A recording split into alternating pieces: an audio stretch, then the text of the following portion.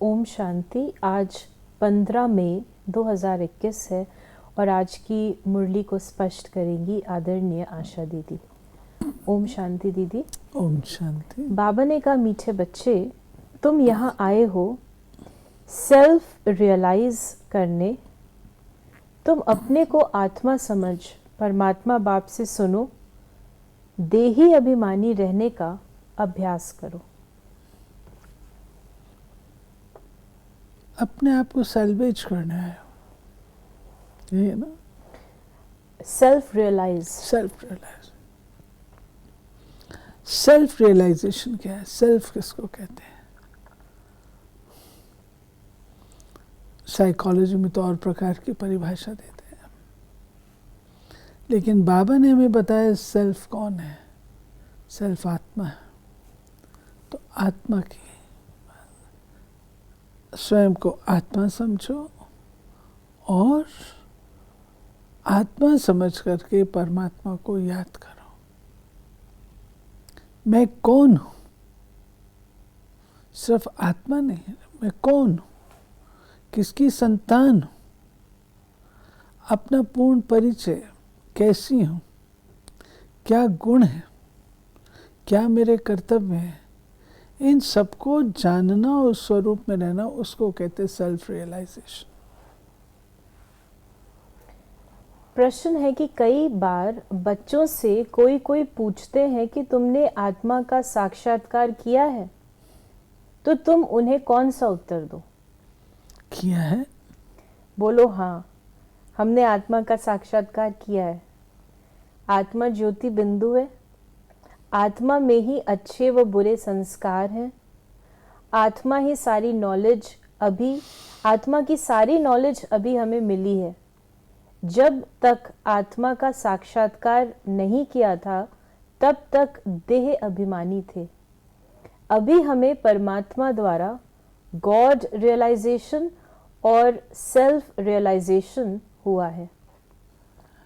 कोई पूछे, बाबा कहते तुमने आत्मा का साक्षात्कार क्या है? सिर्फ देखना साक्षात्कार नहीं है। जब हम किसी का इंटरव्यू लेते हैं तो क्या कहते हैं? इनके साथ साक्षात्कार। सब उनको देखना थोड़ी है, वो जो बोलते हैं, जो उनकी धारणाएं उनके मुख से निकलती हैं, उन सब का साक्षात्कार होता है। ऐसे जब कहते हैं आत्मा का साक्षात्कार, तो सिर्फ ज्योति बिंदु देखना नहीं, लेकिन वो आत्मा क्या है, क्या उसके गुण हैं, क्या उसका पार्ट है, उन सब की रियलाइजेशन होना, उन सबको जाना, उसको कहते हैं साक्षात्कार। बाबा ने कहा कि अभी तुम बच्चों को नॉलेज मिली है, बड़ी समझ से बात करनी है। कहाँ देखते हो प्रश्न उत्तर करते हैं तो बोलो हम अभी कच्चे हैं। बड़ी बहन आकर रिस्पॉन्ड देंगी। ये बाबा कहते बच्चों के अंदर देह अभिमान नहीं होना चाहिए। कई बार होता है ना, देह नहीं आता है तो भी उठ पटांग कुछ भी जवाब दे देते हैं, वो नहीं होना चाहिए। अगर कोई बात का नहीं आता है तो उसमें क्या है, हमने इतनी स्टडी किया, बाकी हमारी बड़ी बहन जी बताएगी आपको, तो उनकी भावना भी बड़ी बहन जी में बैठेगी और आंसर भी मिल जाएगा। तुम कहते हो शिव बाबा समझाते हैं भगवानुवाच, मनुष्य सब पतित हैं। पतित तो भगवान हो नहीं सकता। भगवान निराकार शिव को कहा जाता है। शिव के मंदिर भी बहुत हैं। शिव भगवानुवाच है, तो पहले बाबा ने कहा पहले बताओ कि शिव भगवानुवाच है। शिव बाबा कहते हैं कि मामेकम याद करो। उनको अपना शरीर नहीं है। ब्रह्मा विष्णु शंकर को भी अपना सूक्ष्म शरीर है। देखने में आता है, ये तो देखने में नहीं आता। बाबा कहते सबके अपने अपने शरीर हैं, आत्माओं के भी हैं, देवताओं के भी हैं, सूक्ष्म देवताओं के भी हैं। सिर्फ मैं ही हूँ जो निराकार हूँ, मेरा कोई शरीर नहीं है। मैं अकाय हूँ, विदेही हूँ, निराकार हूँ। भक्ति मार्ग में साक्षात्कार के लिए नौधा भक्ति करते हैं, परंतु भक्ति करने वालों ने कब साक्षात्कार नहीं किया है। ये भक्ति मार्ग में साक्षात्कार नौधा भक्ति करते हैं, अर्थात बहुत कठिन तपस्या करते हैं, सिर्फ साक्षात्कार हो जाए, ज्योति बिंदु दिख जाए। अच्छा दिख गया तो भी क्या, आपको दिख गया, सो व्हाट। तो बाबा कहते हैं उसमें तो नहीं, उसके लिए ज्ञान चाहिए। ज्योति बिंदु ये क्या है, क्या इसका काम है, क्या गुण है, कर्तव्य क्या है, ये सब जानना जरूरी है। सब देखना ही पर्याप्त नहीं होता। बातचीत तो आत्मा करती है, संस्कार भी आत्मा में रहते हैं। आत्मा निकल जाती है तो न आत्मा न शरीर बात कर सकता है। तो आत्मा बिगर शरीर कुछ न कर सके। पहले तो आत्मा को पहचानना है और बाप द्वारा ही बाप को पहचान सकेंगे। आत्मा को पहचाना और बाप द्वारा फिर बाप को पहचाना। क्यों बाप द्वारा? आत्मा क्यों नहीं बाप को बता सकती? नहीं बता सकती। बच्चा पिता बच्चे का परिचय दे सकता है, बच्चा तो पिता का नहीं दे सकता जब तक पिता स्वयं ना बताए। तो बाबा कहते हैं कि आत्मा शिव बाबा का नहीं बता सकती, शिव बाबा आत्मा का बता सकते। बल कहते हैं चमकता है अजब सितारा, परंतु ये किसको पता नहीं है कि आत्मा में 84 जन्मों का पाठ नूंधा हुआ है। मनुष्य बिल्कुल देह अभिमानी रहते हैं। अब बाप कहते हैं देही अभिमानी बनो, सेल्फ रियलाइज करो। आत्मा खुद ही कहती है, आत्मा को हम रियलाइज कैसे करें? सेल्फ रियलाइज, ज़्यादातर लोग आत्मा को सेल्फ रियलाइजेशन को मानते हैं ज़्यादातर। सेल्फ रियलाइजेशन, लेकिन सेल्फ रियलाइजेशन है क्या? बाबा उसका मीनिंग बताते हैं। सेल्फ रियलाइजेशन मात्र, जैसा कि पहले भी बताया है, बिंदु के दर्शन नहीं है। अच्छा हो गया, सो व्हाट, उसके बाद क्या होगा? आपने तो कर लिया, ज्योति बिंदु आपको दिख गया, अब आप क्या करते हैं वो ज़्यादा इम्पोर्टेंट है। उसको बाबा कहता है सेल्फ रियलाइजेशन हो भी गया तो भी क्या है। दुनिया को ये पता ही नहीं कि परम पिता परमात्मा कब आएंगे, कैसे आकर समझाएंगे। उन सब का मदार है शास्त्रों पर। कोई, फिर बाबा ने कहा चित्रों पर ही समझाया जाता है। कोई ने वर्ल्ड के नक्शे देखे ही नहीं होंगे तो उनको क्या पता लंदन कहाँ है, अमेरिका कहाँ है। जब तक टीचर बैठ मैप पर समझाए, इसलिए तुमने ये चित्र बनाए हैं, परंतु डिटेल में कोई समझ नहीं सकते। सूर्यवंशियों ने ये राजधानी कहाँ से ली, फिर चंद्रवंशियों ने कैसे ली, क्या सूर्यवंशी से लड़ाई की।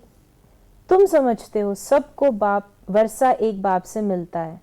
सूर्यवंशी चंद्रवंशी तो विश्व के मालिक हैं। बाबा राज बता रहे, एक्सप्लेनेशन दे रहे हैं कैसे राजाई गंवाते हैं और कैसे राजाई पाते हैं। कि ऐसे नहीं कि सूर्यवंशियों से चंद्रवंशियों ने जीता, वो युद्ध चली, नहीं, अलग अलग घराना होता है। तो अभी तुम्हारी बुद्धि में ये चित्रों की सारी नॉलेज है, ये है सारी नई बातें, और इन बातों को ब्राह्मण कुल ही समझेंगे। दूसरे तो बैठ फालतू डिबेट करेंगे। तो बाबा ने कहा इसलिए सबको इकट्ठा नहीं समझाया जाता, अलग अलग समझाना होता है। आत्मा का भी ज्ञान अब तुमको मिला है। कर्म का फल आत्मा ही भोगती है, संस्कार आत्मा में ही रहते हैं। आत्मा सुनती है इन ऑर्गन्स द्वारा। तो बाबा ने फिर हमें बताया कि अभी तुम जानते हो पुनर्जन्म लेते लेते हमको नीचे उतरना ही है। अब फिर बाप कहते हैं मुझे याद करो तो तुम पावन बनेंगे, स्वर्ग का वर्षा मिलेगा। बाप कहते मुझे याद करने से तुम्हारे विकर्म विनाश होंगे, विकर्मा जीत बनेंगे, ये गारंटी है, समझानी देनी पड़ती है। कोई जो बाबा कहते हैं ना मेरे को याद करने से तुम विकर्मा जीत बनेंगे, मात्र हम लोग प्रकृति जीत, विकर्मा जीत, विश्व जीत, ये सब टाइटल जो हैं वो बाबा को याद करने से जो हमारे विकर्म नाश होते हैं, आत्मा शुद्ध होती है, पवित्र होती है, उसकी योग्यताओं का विकास होता है, कलाएं बढ़ती हैं, संस्कार सतो प्रधान बनते हैं, तो जो A+ आत्मा होगी वो फिर राज्य अधिकारी आत्मा बनती है। बाबा ने कहा ये भी जानते सारी दुनिया आकर मत नहीं लेगी, ये मुश्किल है जो तुम सारी दुनिया को मत दो। अभी सबकी कयामत का समय है, विनाश सबका होना है।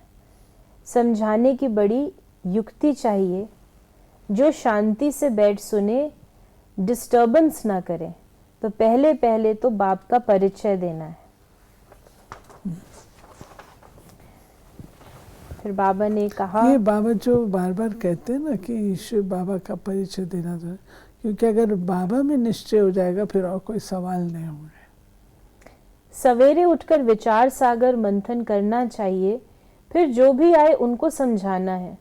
मुरली की मुख्य पॉइंट्स नोट कर देनी चाहिए, फिर रिपीट करनी चाहिए तो दिल पर पक्का हो जाए। और बाबा ने ये भी कहा कि पहली पहली मुख्य बात है बाप को याद करना। बाप ही कहते हैं मन मनाभव, मुझे याद करो तो विकर्म विनाश होंगे। अब करो ना करो तुम्हारी मर्जी। टूटा हुआ संबंध जोड़ना, ये पहली बात है। जैसे फ्यूज़ उड़ता है तो पहले आप क्या करते हैं, फ्यूज़ लगाते हैं ना ताकि करंट का फ्लो शुरू हो जाए। ऐसे ही शिव बाबा के साथ संबंध जुड़ेगा तब जो उनकी शक्तियां हैं, गुण हैं, वो प्रवाहित हो सकेंगे। वरदान है, मनसा के महादान द्वारा हर संकल्प की सिद्धि प्राप्त करने वाले मास्टर सर्वशक्तिवान भव। जो बच्चे मनसा द्वारा शक्तियों का दान करते हैं उन्हें मास्टर सर्वशक्तिवान का वरदान प्राप्त हो जाता है, क्योंकि मनसा द्वारा शक्तियों का दान करने से संकल्प में इतनी शक्ति जमा हो जाती है जो हर संकल्प की सिद्धि प्राप्त होती है। वे अपने संकल्पों को जहाँ चाहें वहाँ 1 सेकंड में टिका सकते हैं। संकल्प उनके वश होते हैं। वे अपने संकल्पों पर विजयी होने के कारण चंचल संकल्प वाले को भी थोड़े समय के लिए अचल व शांत बना सकते हैं। संकल्पों की सृष्टि अपने हाथ में है। जब मैं सृष्टि शब्द कहती हूँ, उनकी रचना से भाव है।